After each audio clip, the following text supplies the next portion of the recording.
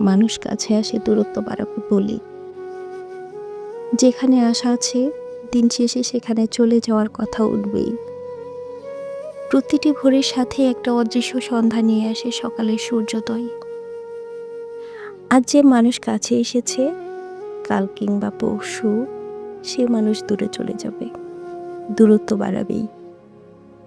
আশার সাথে যাবার সম্পর্ক অতপ্রত, সে সম্পর্ক আদি সৃষ্টিগত।